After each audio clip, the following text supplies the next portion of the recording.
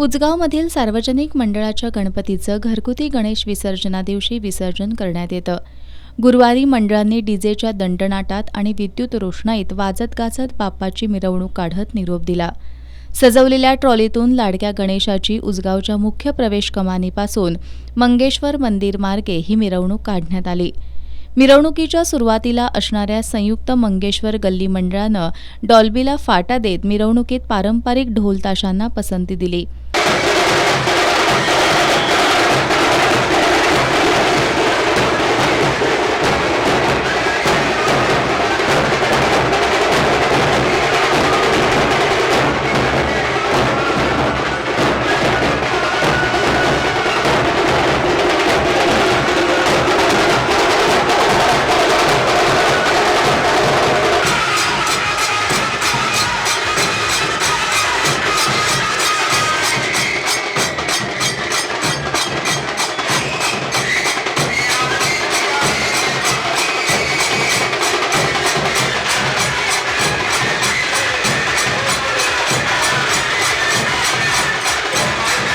मृगेंद्र शिवकालीन युद्धकला प्रात्यक्षिकं सादर करून सर्वांचं लक्ष वेधून घेतलं.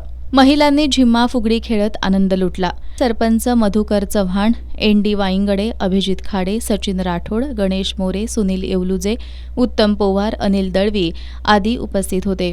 यावेळी आमदार तुराज पाटील यांनी मिरवणुकीत सहभागी होत सर्व मंडळांना भेटी दिल्या. अनेकांनी त्यांना खांद्यावर उचलून घेत एकच जल्लोष केला. आमदार पाटील यांनी मंडळांच्या कार्यकर्त्यांसह ठेका धरला. मिरवणूक मार्गावर मंगेश्वर मंदिराजवळ ठाकरे गटाचे शिवसेना करवीर तालुका प्रमुख राजू यादव यांच्या वतीनं मंडळाच्या पदाधिकाऱ्यांचा सत्कार करण्यात आला. या ठिकाणी आमदार तुराज पाटील यांनी भेट दिली. यावेळी उपस्थित मान्यवरांच्या हस्ते आमदार पाटील यांचा सत्कार करण्यात आला.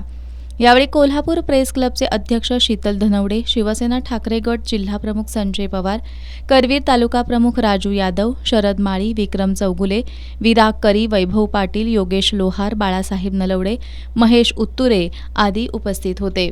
यानंतर संघर्ष मित्र मंडळाच्या वतीनं आमदार तुराज पाटील यांच्या हस्ते प्रसादाचं वाटप करण्यात आलं. मिरवणुकीच्या वेळी कोणताही अनुचित प्रकार घडू नये यासाठी कडेकोट पोलीस बंदोबस्त तैनात करण्यात आला होता. मिरवणुकीवर अतिरिक्त पोलीस अधीक्षक जयश्री देसाई या लक्ष ठेवून होत्या.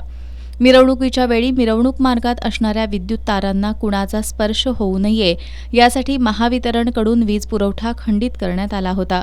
रात्री उशिरापर्यंत ही मिरवणूक सुरू होती.